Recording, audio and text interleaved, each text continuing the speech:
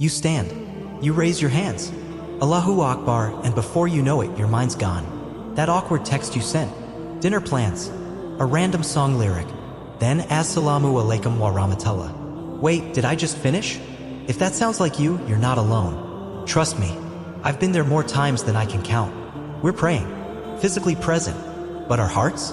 Off in another world. The connection we crave, lost in the blur of habit and noise. But here's the truth that flipped everything for me. Salah isn't about getting every word perfect. It's where you show up raw, messy, real. It's where your heart goes to rest. This isn't a how to pray right guide. It's about finding peace in the prayer. I'll walk you through what helped me turn Salah into something I looked forward to it. Not out of obligation, but out of need. Salah isn't supposed to feel like a race to the finish line. It's meant to feel like a quiet room where you can finally breathe. You leave the world behind, not just with your body, but with your heart. It's that moment where the noise fades and it's just you and your Lord. The Prophet called Salah the coolness of his eyes. Imagine that, something he turned to for relief, not out of routine. He leaned on it in times of joy and even more in times of pain. From an emotional view, it's a reset button. In Islamic psychology, it's where your soul and your creator meet, where the fighter tries to realign with the truth. When you go into sujud, it's more than bending, it's surrender. It's saying, I can't, but you can. And in that moment, the fear fades. The weight lifts. That's the kind of prayer our hearts are craving. That's what Salah is meant to feel like. Amina was 27. She had the job, the apartment, the social life, everything that looked good on the outside. But something inside felt empty. She prayed when she remembered. Quick, distracted, just ticking the box. Not because she didn't care, but because it never felt real. Then one night hit harder than usual. Bad day, heavy heart. She sat alone, feeling like she couldn't breathe. With tears welling up, she reached for her dusty prayer mat. Allahu Akbar, she whispered, barely holding it together. But this time, she didn't rush. She stayed in sujud longer than usual, letting the tears fall. She didn't have the right words. She didn't even understand everything she recited. But she let it out raw and unfiltered. That night didn't fix her life, but something shifted. From then on, Salah became her lifeline, her quiet space, her place to cry, to breathe, to talk to the one who always listens. Her anxiety didn't vanish overnight, but she had something to hold on to. Amina didn't start praying perfectly. She just started showing up, and that made all the difference. Salah became her anchor, not a duty, but a conversation. Why does Salah sometimes feel empty, even though we're doing all the motions? Here's what often gets in the way: distractions. The moment we say Allahu Akbar, our brain starts scrolling through notifications, to-do lists, memories, and stress. Rushing. We zoom through prayer like it's another task. Stand, bow, sujud, done. But our soul?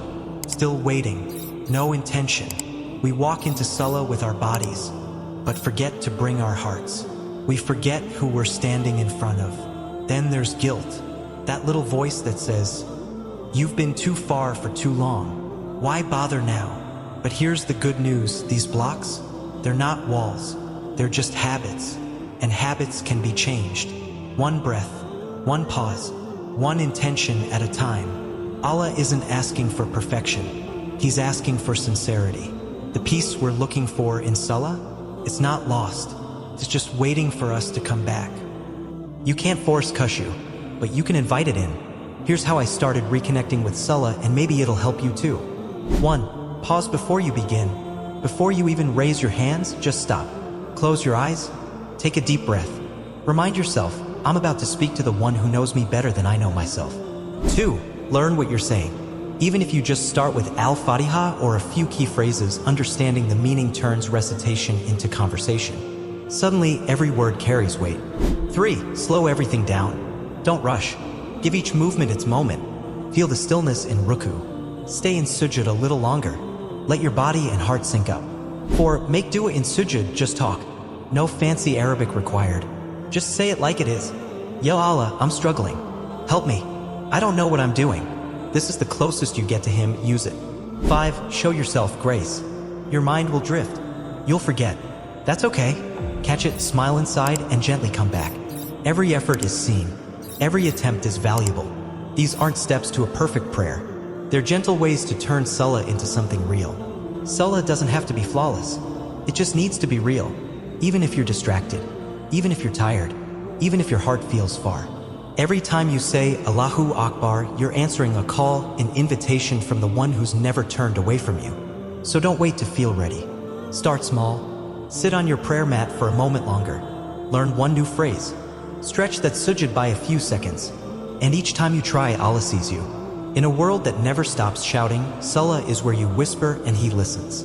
It's not about big, grand prayers. It's about the honest ones, the quiet ones, the ones that sound like, help me. Go back to it. Not because you have to, but because something in you knows that's where the peace is.